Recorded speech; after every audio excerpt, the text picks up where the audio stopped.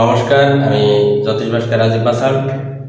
আজকের আমি মিথুন রাশি বা মিথুন লগ্নের ক্ষেত্রে 2024 সাল আপনাদের কেমন যাবে সে বিষয়ে বলবো। তার আগে যারা আমার চ্যানেলটি দেখছেন, যদি আপনাদের ভালো লেগে থাকে তাহলে অবশ্যই চ্যানেলটিকে সাবস্ক্রাইব করবেন, সেই সাথে লাইক, কমেন্ট, শেয়ার করবেন। তাহলে মিথুন রাশি বা মিথুন লগ্নের ক্ষেত্রে প্রথম শুরুতে কিন্তু বৃহস্পতি, দেবগুরু বৃহস্পতি তার বসে আছে একাদশে। ঠিক একইভাবে শনি কিন্তু তার নবম স্থানে বসে আছে। আর রাহু বসে আছে তার দশমে, ঠিক একইভাবে কেতু বসে আছে তার চতুর্থে। তাহলে মিথুন রাশি বা মিথুন লগ্নের ক্ষেত্রে স্বাভাবিক বিচারে বৃহস্পতি সপ্তমপতি, দশমপতি, একাদশে, তাহলে 7, 10, 11 কানেকশন কর্মক্ষেত্রে, ব্যবসা ক্ষেত্রে প্রচুর কিন্তু লাভবান যোগ। ঠিক একইভাবে শনি বসে আছে নবমে, তাহলে ভাগ্য উন্নতির কারক, পিতার কোনো উন্নতির কারক। তাহলে ভাগ্য পরিবর্তনের যে সুযোগ সেটা কিন্তু শনি নবম স্থানে দিয়ে দিচ্ছে, কারণ শনি এখানে স্বক্ষেত্রে স্ট্রং আছে। ঠিক একইভাবে রাহু বসে আছে দশমে। তাহলে রাহু যখন দশমে বসে থাকছে, মিথুন রাশি বা মিথুন লগ্নের ব্যক্তিদের ক্ষেত্রে একটাই কথা বলবো, সেখানে আছে কর্মক্ষেত্রে কিছু না কিছু ঝামেলা ঝঞ্ঝাট হয়। অনেক সময় কেতু যেহেতু চতুর্থ বসে আছে, মায়ের কোনো অসুস্থতার ইঙ্গিত, সেই সাথে বন্ধু বিয়োগ, বন্ধুদের সাথে মতবিরোধ এবং ভূসম্পত্তি জমি জমা নিয়ে গোলমাল, এমনকি মামলা পর্যন্ত গড়াতে পারে, এটাও কিন্তু হতে পারে। তাহলে বিষয় আছে এইটা মিথুন রাশি বা মিথুন লগ্নের ক্ষেত্রে স্বাভাবিক বিচার। এটাকে আরও নিখুঁতভাবে বিচার করতে হলে তার ব্যক্তিগত জন্মছকের সাথে এই গোচর ছক মেলাতে পারলে আমি মনে করি 100% না হলেও 95% মিলবে অবশ্যই।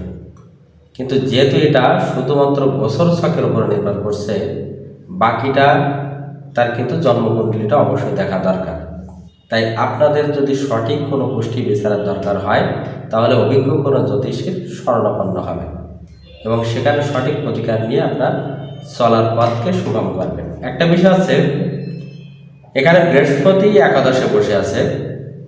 এই বৃহস্পতি সপ্তমপতি, দশমপতি, একাদশে। বৃহস্পতি কিন্তু প্রথম অবস্থায় সে কিন্তু কেতুর নক্ষত্রে ছিল।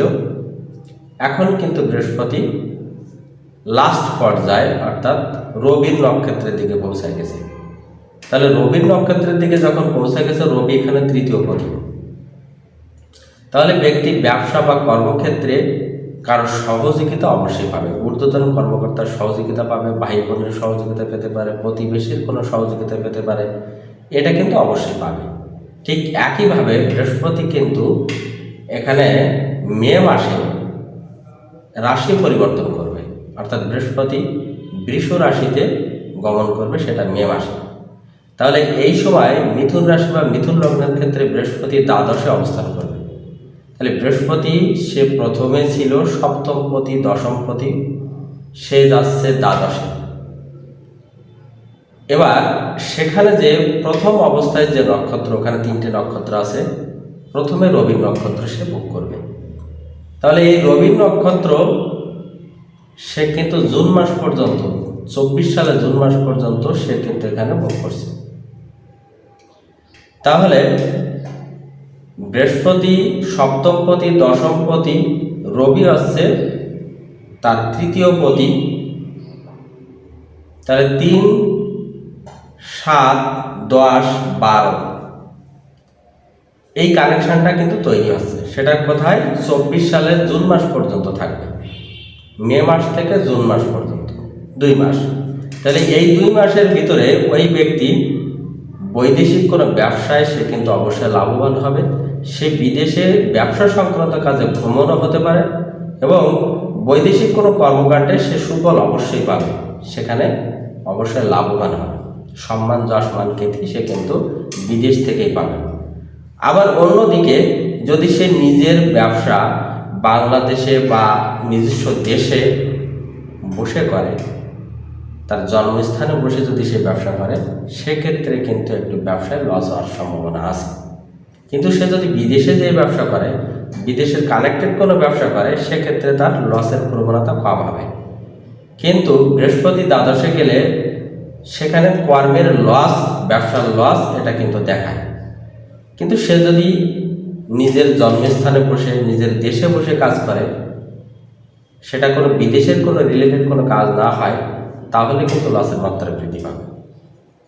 ঠিক একইভাবে বৃহস্পতি জুন মাসের পরে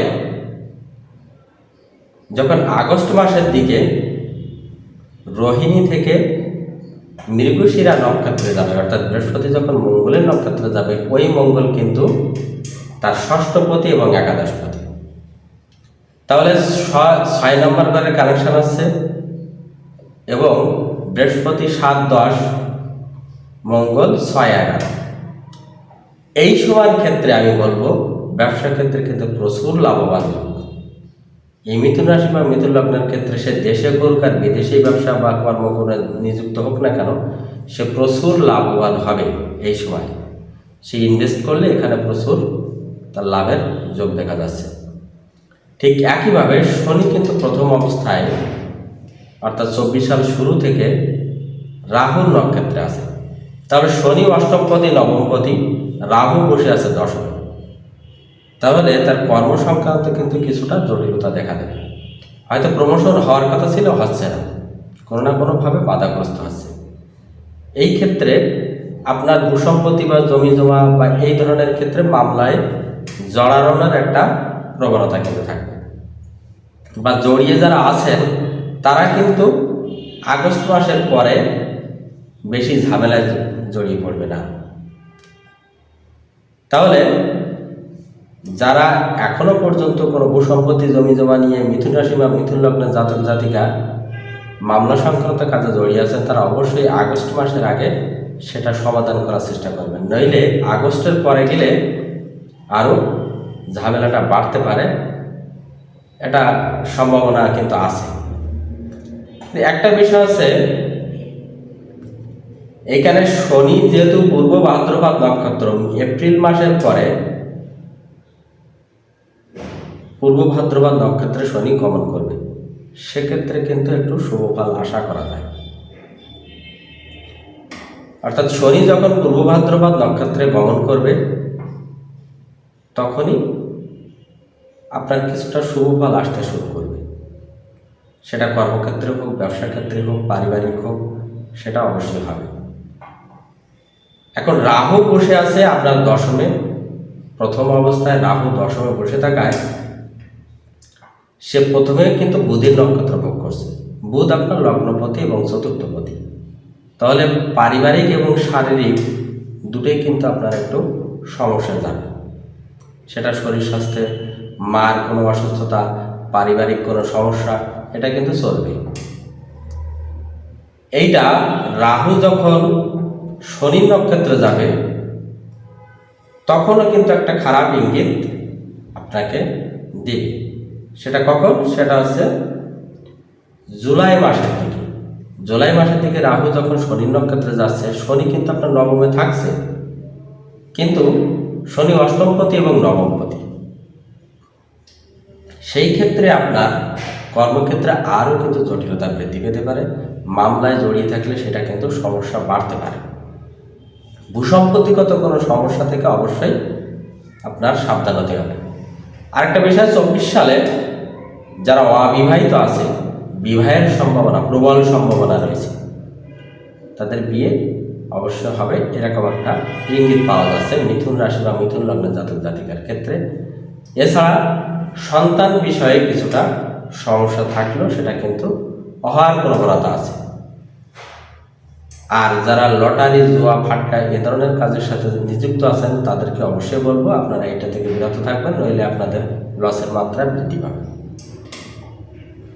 এই সময়টা যেহেতু রাহু দশমে আছে, কর্মক্ষেত্রে জটিলতা না করাই ভালো, কোনো গোলমাল ফ্যাসাদে না যাওয়াই ভালো, মামলা সংক্রান্ত কাজে না জড়ানোই ভালো।